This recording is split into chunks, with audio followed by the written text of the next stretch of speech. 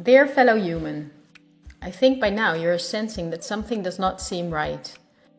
But I also think that poorly argumented conspiracy theories have caused you to stay far from the fear-mongering media and conspiracy theorists alike. But please listen, because as you are watching, millions fall into poverty because of the corona measures of the past year. Even if the greatest economic crisis in history has not affected you yet, it will only be a matter of time until the rippling effects will hit you as well. This is not fear-mongering, but it's a harsh reality. I also think we might mitigate the damage and may even do better provided we are informed correctly about our situation. This is why I would like to show you a few facts you can easily check, facts that are of crucial importance. Less than a handful of big corporations dominate every aspect of our lives. That may seem exaggerated, but from the breakfast we eat to the mattress we sleep on and everything we wear and consume in between is largely dependent on these corporations. Those are huge investment companies that determine the course of money flow. They are the main characters of the play that we are witnessing. I know your time is valuable, so I summarized the most important data. How does it work? Let's take PepsiCo as an example. It is the parent company of many soda companies and snack companies. The so-called competitive brands are from factories from a few corporations who monopolize the entire industry.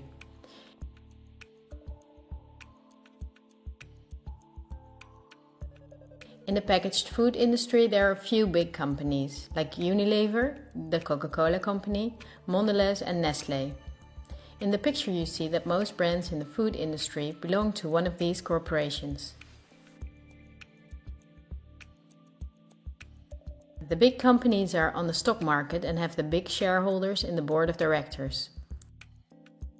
On sources like Yahoo Finance, we can see detailed company info such as who the biggest shareholders actually are. Let's take PepsiCo again as an example. We see about 72% of stock is owned by no less than 3,155 institutional investors. These are investment companies, investment funds, insurance companies, banks, and in some cases governments. Who are the biggest institutional investors of PepsiCo? As you can see, only 10 of the investors own together nearly 1/3 of the stock.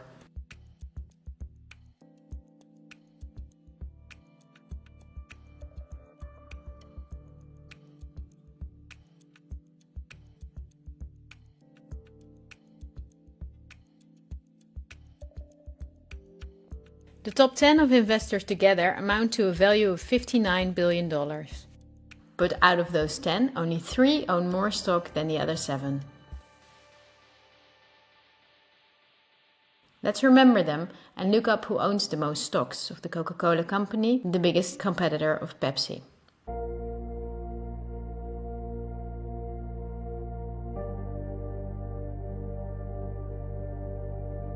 The biggest lump of stock is again owned by institutional investors. Let's look at the top 10 and start at the bottom 6 of them. 4 of these institutional investors we also saw at the bottom 6 of PepsiCo.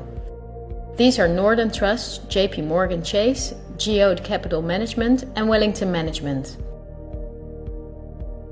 Now let's look at the 4 biggest stock owners.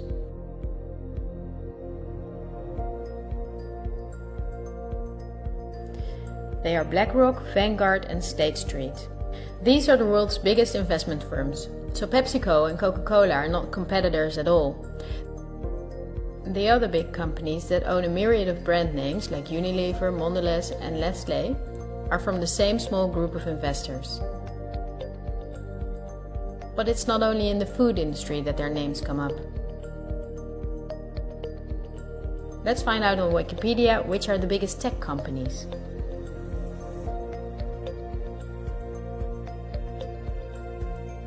Facebook is the owner of WhatsApp and Instagram. Together with Twitter, they form the most popular social media platforms. Alphabet is the parent of all Google companies like YouTube and Gmail. But they are also the biggest investor in Android, one of the 2 operating systems for nearly all smartphones and tablets. The other operating system is Apple's iOS. If we add Microsoft to the above three, we see 4 companies making the software for nearly all computers, tablets and smartphones in the world. Let's see who are the biggest shareholders of these companies. Take Facebook. We see that 80% of the stock is owned by institutional investors. These are the same names that came up in the food industry. The same investors are in the top 3. Next is Twitter. It forms with Facebook and Instagram the top 3. Surprisingly, this company is in the hands of the same investors as well. We see them again with Apple and even with their biggest competitor, Microsoft.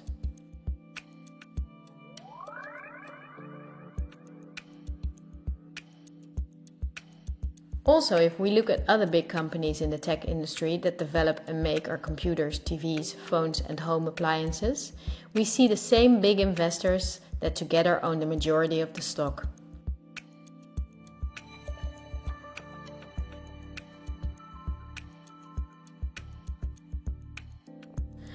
It's true for all industries, I'm not exaggerating.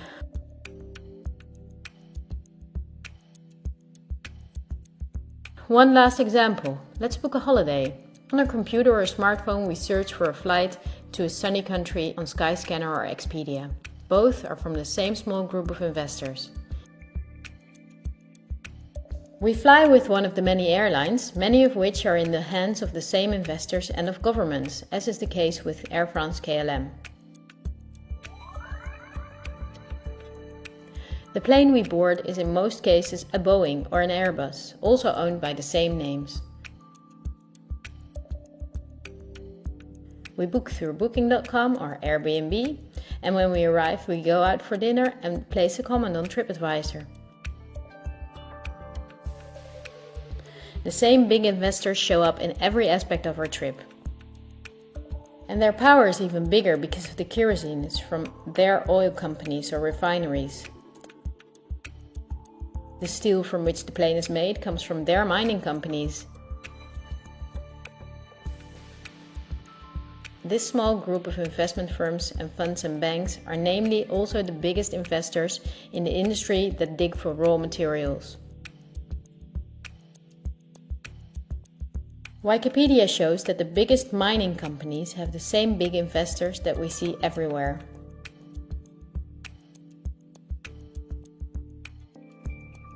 Also the big agricultural businesses on which the entire food industry depends.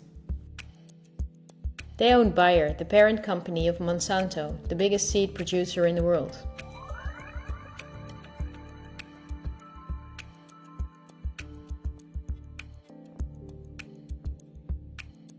But they are also the shareholders of the big textile industry.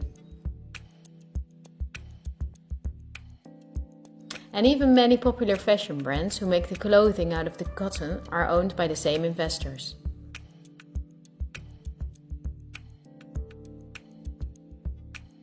Whether we look at the world's biggest solar panel companies or oil refineries, the stocks are in the hands of the same companies. They own the tobacco companies that produce all the popular tobacco brands, but they also own all big pharmaceutical companies and the scientific institutions that produce medicine.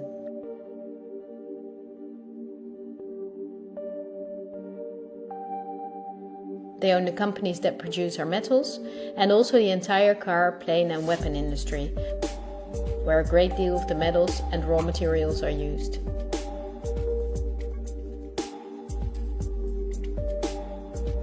They own the companies that build our electronics, they own the big warehouses and online markets, and even the means of payment we use to buy their products.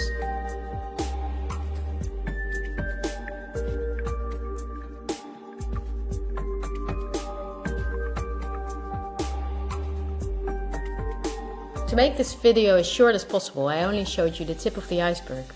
If you decide to research this with the sources I just showed you, then you will see that most popular insurance companies, banks, construction companies, telephone companies, restaurant chains and cosmetics are owned by the same institutional investors we have just seen.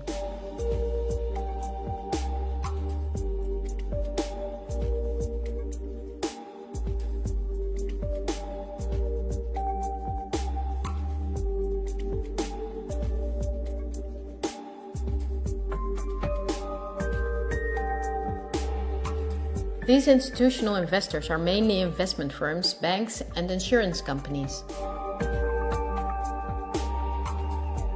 In turn, they themselves are owned by shareholders, and the most surprising thing is that they own each other's stocks.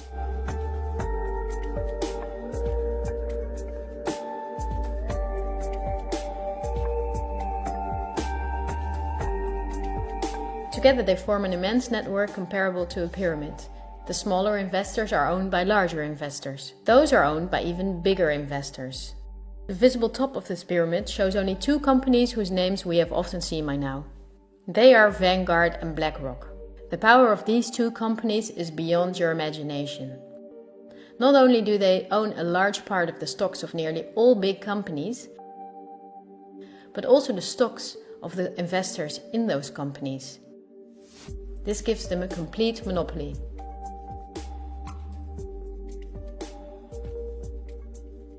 A Bloomberg report states that both these companies in the year 2028 together will have investments in the amount of $20 trillion.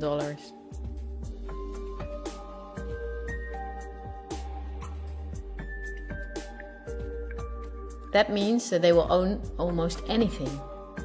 Bloomberg calls BlackRock the fourth branch of government because it's the only private agency that closely works with the central banks. BlackRock lends money to the central bank, but it's also the advisor. It also developed the software the central bank uses. Many BlackRock employees were in the White House with Bush and Obama. Its CEO Larry Fink can count on a warm welcome from leaders and politicians. Not so strange if you know that he is the frontman of the ruling company.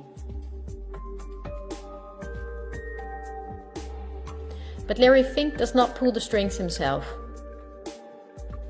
BlackRock itself is also owned by shareholders. Who are those shareholders? We come to a strange conclusion.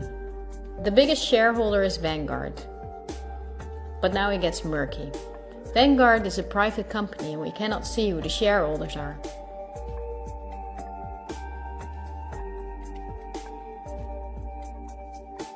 The elite who own Vanguard apparently do not like being in the spotlights.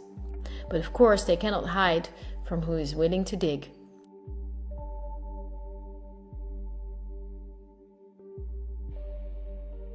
Reports from Oxfam and Bloomberg say that 1% of the world together owns more money than the other 99%. Even worse, Oxfam says that 82% of all earned money in 2017 went to this 1%.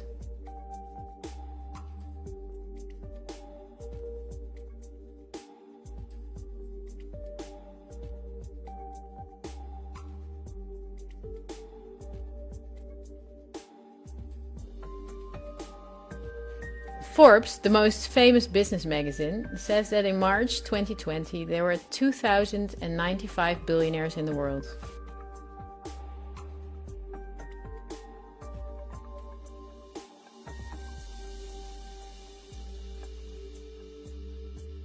This means that Vanguard is owned by the richest families in the world. If we research their history, we see that they have always been the wealthiest, some of them even before the start of the Industrial Revolution. Because their history is so interesting and extensive, I will make a sequel.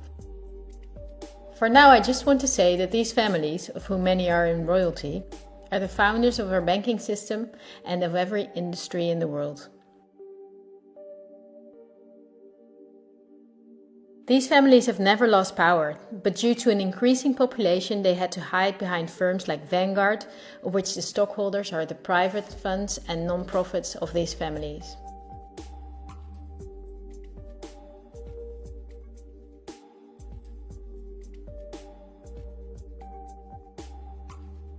To clarify the picture, I have to explain briefly what non-profits actually are. These appear to be the link between companies, politics and media. This conceals the conflicts of interests a bit.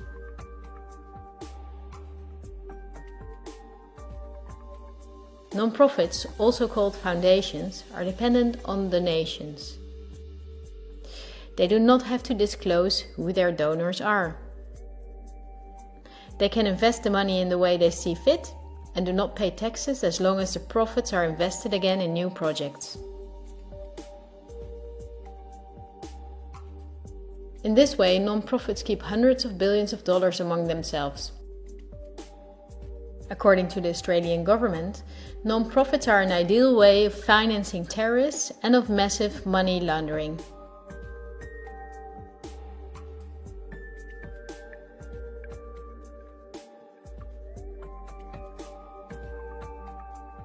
The foundations and funds of the families that are the richest stay in the background as much as possible. For issues that get much attention, the foundation of philanthropists are used that are lower in rank but very rich. I want to keep it short, so I will show you the three most important ones that connect all industries in the world. They are the Bill and Melinda Gates Foundation, the Open Society Foundation of the controversial multi-billionaire Soros, and the Clinton Foundation. I will give you a very short introduction to show you their power. According to the website of the World Economic Forum, the Gates Foundation is the biggest sponsor of the WHO. That was after Donald Trump quit USA financial support to the WHO in 2020. So the Gates Foundation is one of the most influential entities in everything that concerns our health.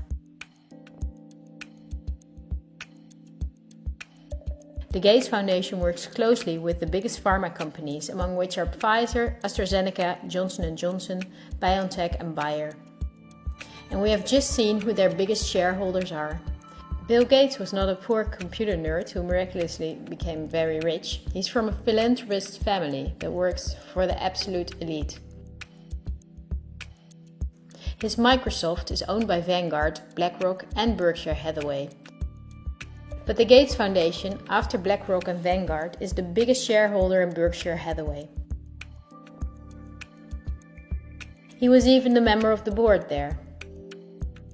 We would need hours if we wanted to uncover everything in which Gates, the Open Society Foundation of Soros and the Clinton Foundation are involved. They form a bridge to the current situation, so I had to introduce them. We need to start the next topic with a question. Someone like me, who never makes videos, can with an old laptop objectively show that only two companies hold a monopoly in all industries in the world. My question is, why is this never talked about in the media? We can choose daily between all sorts of documentaries and TV programs, but none of them cover this subject. Is it not interesting enough? Or are there other interests at play? Wikipedia again gives us the answer. They say that about 90% of the international media is owned by 9 media conglomerates. Whether we take the monopolists Netflix and Amazon Prime, or enormous concerns that own many daughter companies like Time Warner, the Walt Disney Company, Comcast, Fox Corporations, Bertelsmann and Viacom CBS, we see that the same names own the stocks. These corporations not only make all the programs, movies and documentaries, but also own the channels on which those are broadcast. So not only the industries, but also the information is owned by the elite. I will show you briefly how this works in the Netherlands. To start with, all the Dutch mainstream media are owned by 3 companies. The first one is the Persgroep, the parent company of the following brands. Apart from the many newspapers and magazines, they also own Sanoma, the parent company of some of the big commercial Dutch channels.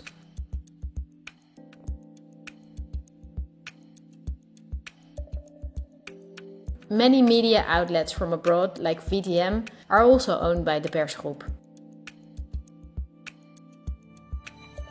The second one is Mediahuis, one of Europe's biggest media concerns.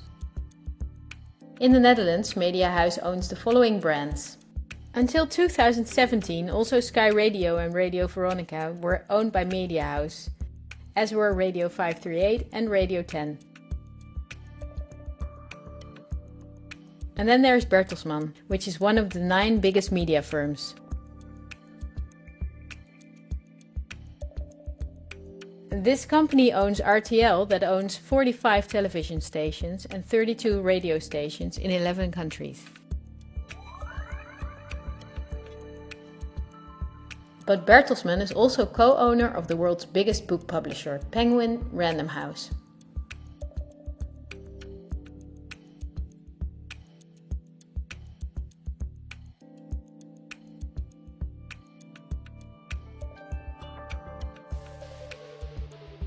The stocks of these companies are owned by private funds of 3 families. Those are the Belgian Van Tillo family, the Belgian Leysen family, and the German Bertelsmann Moon family.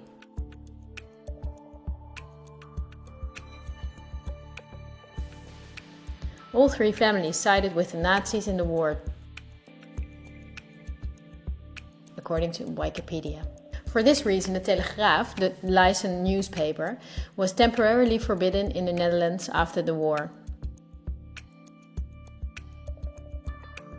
To complete this overview, look at where the news comes from.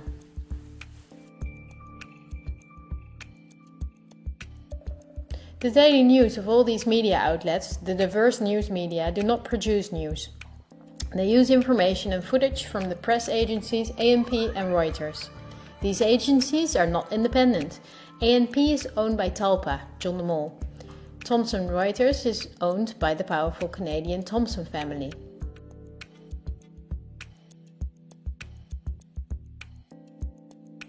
The most important journalists and editors working for these agencies are a member of a journalism agency like the European Journalism Centre.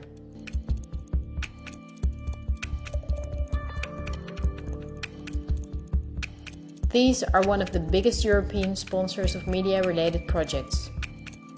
They educate journalists, publish study books, provide trainee spaces in press agencies, and work closely together with the big corporations Google and Facebook. For journalistic analysis and views, the big media use Project Syndicate. This is the most powerful organization in the field.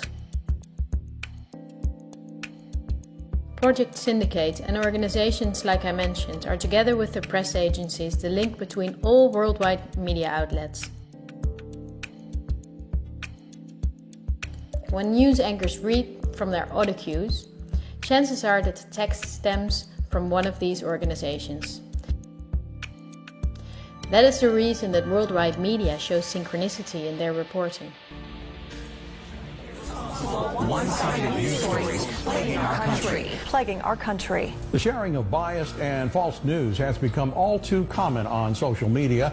More alarming, some media outlets publish these same fake stories without checking facts first. The sharing of biased and false news has become all too common on social media. More alarming, some media outlets publish these same fake stories true without checking facts first. Unfortunately, some members of the media use their platforms to push their own personal bias and agenda to control exactly what people think. And this is extremely dangerous to our democracy. This is extremely dangerous to our democracy. This is extremely dangerous to our democracy. This is extremely dangerous to our democracy. This is extremely dangerous to our democracy. This is extremely dangerous to our democracy. This is extremely dangerous to our democracy. This is extremely dangerous to our democracy. This is extremely dangerous to our democracy. This is extremely dangerous to our democracy. This is extremely dangerous to our democracy. This is extremely dangerous to our democracy. This is extremely dangerous to our democracy. This is extremely dangerous to our democracy. And look at the European Journalism Centre itself. Again, the Gates Foundation and the Open Society Foundation. They are also heavily sponsored by Facebook, Google, the Ministry of Education and Science, and the Ministry of Foreign Affairs. Who sponsors the organization and press agencies that produce our news? With Project Syndicate, we see the BMGF, the Open Society Foundation and the European Journalism Centre. The organizations that bring the news get paid by non-profit organizations, of the same elite that also owns the entire media. But also a part of taxpayers' money is used to pay them. In Belgium there are protests regularly since Mediahuis and the Persgroep receive millions of euros from the government, while many are abroad. As a closing note, we take our Dutch Public Broadcasting Service, NPO. Criticism that it is a mouthpiece of the government, that in itself could be a mouthpiece of the big corporation, is not unfounded. The chairman of the supervisory board of the NPO is Tjibbe Joustra. He wrote the electoral platform for the VVD, a right-wing liberal party. Former VVD leader Ed Nijpels was chairman of Avrotros. VVD legislator Erik van den Burg is chairman of the NTR. Former chairman of the VVD Bas Eenhoorn is now chairman of WNL.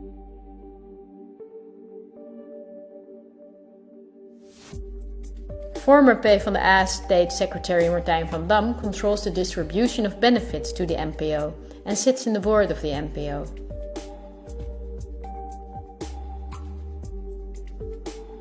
Former chairman of the PvdA is now in the supervisory board of the VARA.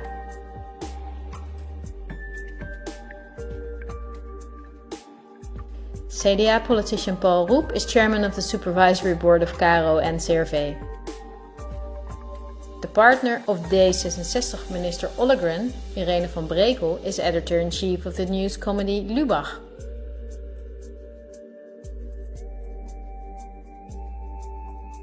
Former news anchor Pia Dijkstra is now a member of parliament for D66.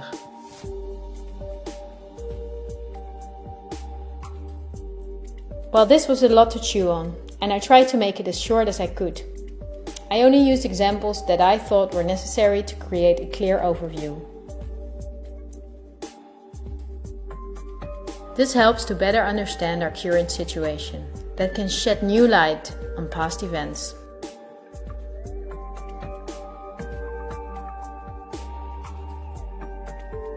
There will be enough time to dive into the past, but now let's talk about today. But my goal is to inform you about the danger we are in now. The elite governs every aspect of our lives, also the information we get, and they depend on a cooperation to connect all industries in the world to serve their interests. This is done through the World Economic Forum, among others, a very important organization.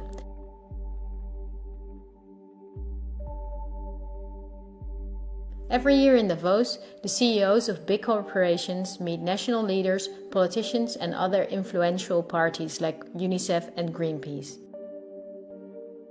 In the supervisory board of the WEF is former President Al Gore, our own Minister Kaag, Fijke Sijbesma, chairman of the Royal Dutch State Mines, and the commissioner of DNB, the Dutch bank. Christine Lagarde, chairwoman of the European Central Bank. Also politician Vert Grapperhaus' son works for the WEF.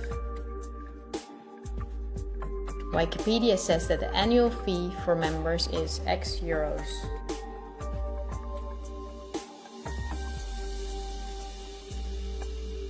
But over half of her budget comes from partners who pay the cost for politicians who otherwise could not afford membership. Wikipedia also mentions this.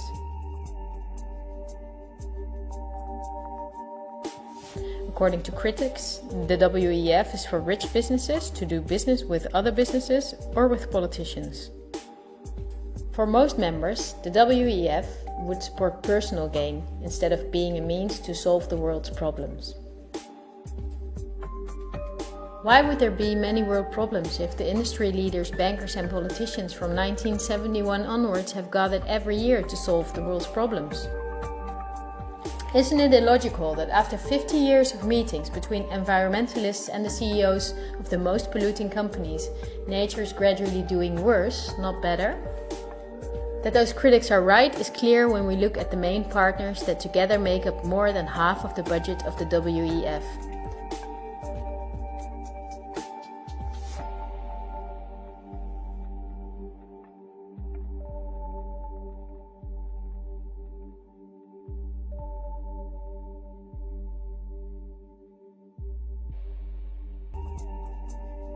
because these are BlackRock, the Open Society Foundation, the Bill and Melinda Gates Foundation,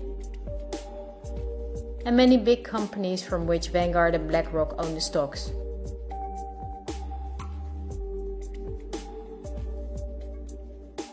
Chairman and founder of the WEF is Klaus Schwab, a Swiss professor and businessman. In his book The Great Reset, he writes about the plans of his organization. The coronavirus is, according to him, a great opportunity to reset our societies.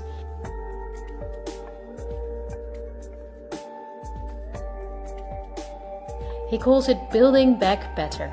The slogan is now on the lips of all globalist politicians in the world. Historical moment, a crucial moment to rebuild the future, to reset our policies. We also want to work together on building back better. I call it Build Back Better. But the COVID-19 pandemic can also be a moment for resolving long-standing conflicts and addressing structural weaknesses. It's certainly a major crisis, but it also offers us a unique opportunity. 4 sets of priorities can guide the response to build back better. To build back a better world. But also to build back better. This pandemic has provided an opportunity for a reset. And achieve the Sustainable Development Goals. Our old society must switch to a new one, says Schwab. The people own nothing but work for the state to have their primary needs met.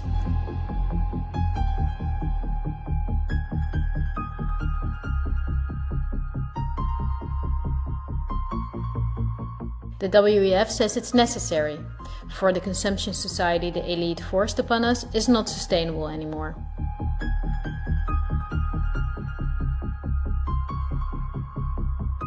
Schwab says in his book that we will never return to the old normal. And the WEF published a video recently to make clear that by 2030 we will own nothing, but we will be happy.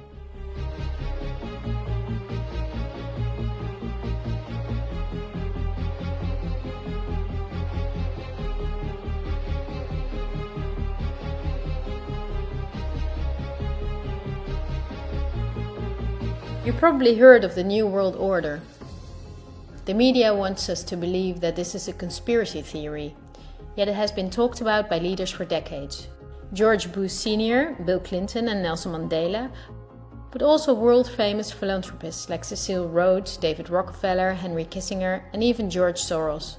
We have before us the opportunity to forge for ourselves and for future generations a new world order. A world where the rule of law, not the law of the jungle, governs the conduct of nations.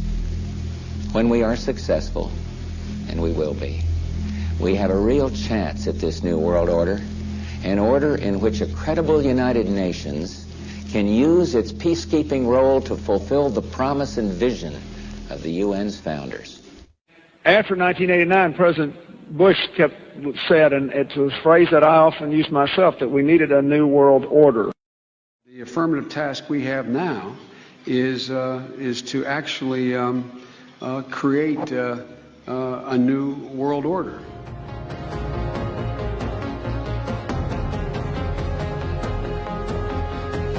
The UN presented in 2015 her controversial Agenda 2030. It is almost identical to the Great Reset of Klaus Schwab.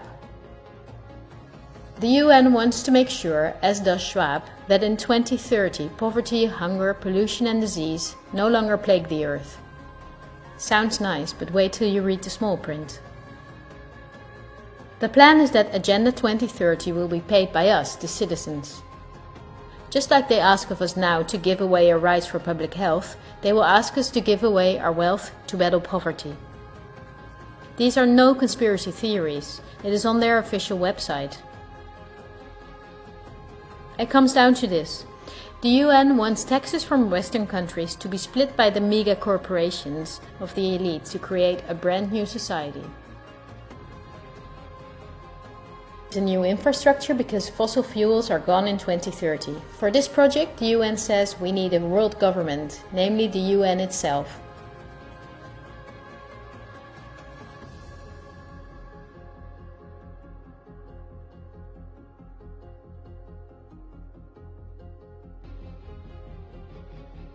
The UN agrees with Schwab that a pandemic is a golden chance to accelerate the implementation of Agenda 2030. It is worrisome that the WEF and the UN openly admit that pandemics and other catastrophes can be used to reshape society. We must not think lightly about this and do thorough research.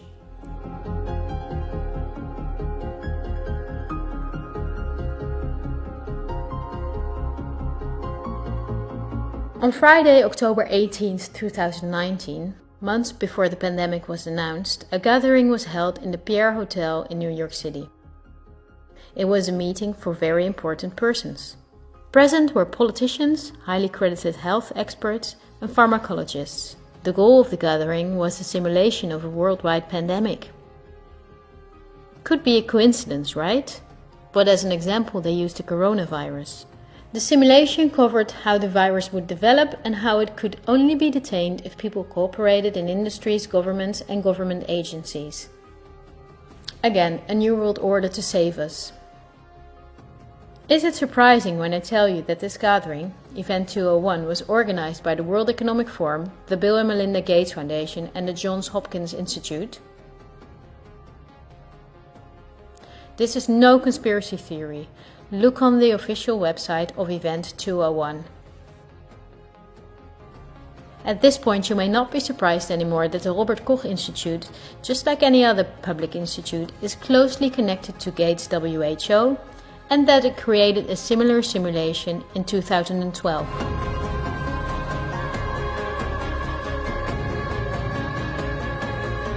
Just like in Event 201, they took a coronavirus as an example.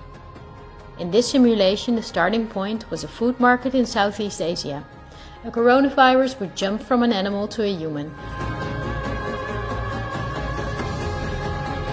In the simulation, it takes some weeks for the Chinese to discover the virus. In this way, it can spread all over the world.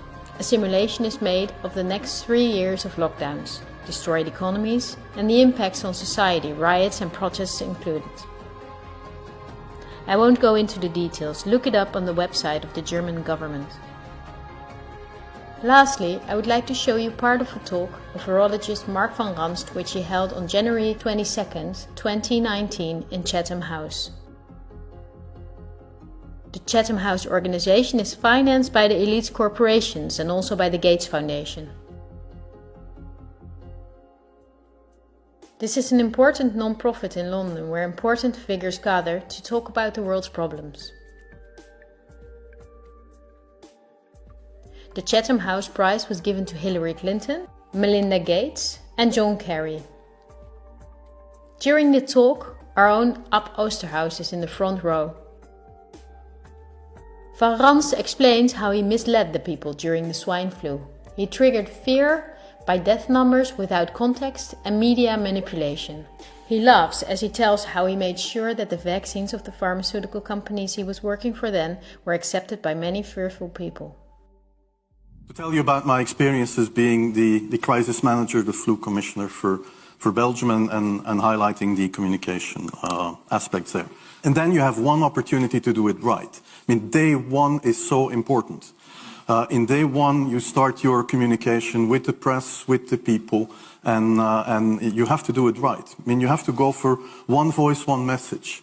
In Belgium, they chose to appoint a non-politician to do that. I mean, I have no party affiliations, and that makes things a little bit, at that time at least, a little bit easier, because you're not attacked politically, majority, minority.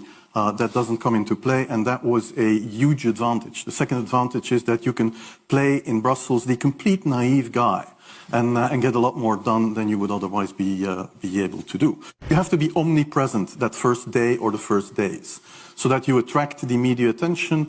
You make an agreement with them that you will tell them all, and if they call, you will pick up the phone. When you do that, then you can profit from these early days to get complete carpet coverage of the field, and they're not going to search for alternative voices there.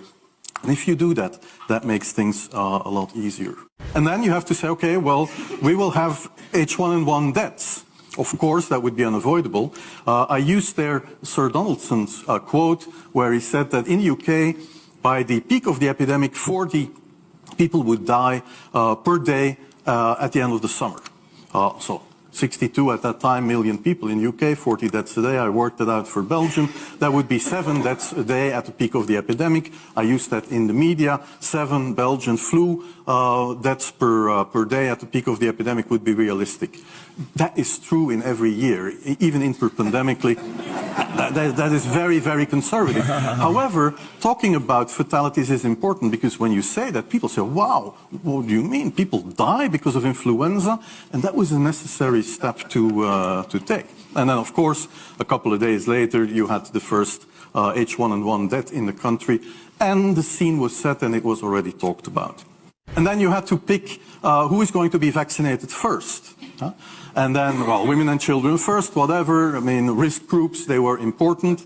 And then I misused the fact that the top football soccer clubs in Belgium inappropriately and against all agreements vaccinated they made their soccer players priority people. So I said I can use that because if the population really believes that this vaccine is so desirable that even the soccer players would be dishonest to get their vaccine. I said, okay, I can play with that. So I made a big fuss about this. This is Van Ranst is raving mad, but it worked. We could talk for hours about the virus of which the survival rate is 99.98% and about the incomprehensible rules that destroy our society. Millions of entrepreneurs are broke. Countless people died in loneliness, in care homes, separated from their families. This is no life. But we know enough facts now that place the corona rules in a much clearer perspective. The perspective of the elite. Big BlackRock and Big Vanguard do not benefit from borders, import taxes and real diversity. Only by means of fear and media manipulation can they contain us. The elite's not going to cure us from the diseases we got from their toxic foods or from the environmental pollution. If we did not get sick, the pharmaceutical industry would collapse. Nothing sells better than fear is the slogan of virologists like Van Ranst. You're going to be surprised, like I was, that we have often been warned. I think we're being run by maniacs. If anybody can put on paper what our government and the American government, etc., and the Russian, Chinese, what they are actually trying to do, I think they're all insane. But I'm liable to be put away as insane for expressing that. That's what's insane about it. With this video, I reach out and hope to bridge the ever-growing gap between us.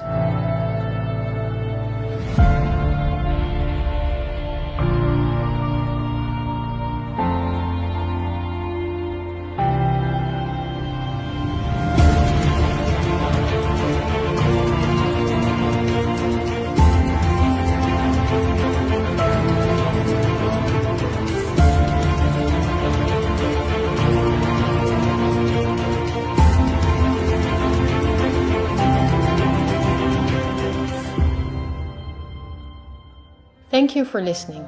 I hope in a free future we will remember this time as a unique moment in human history. It will be a tough journey, but we will travel together. We will help each other when we fall, and we will not be fearful. We are the 99%.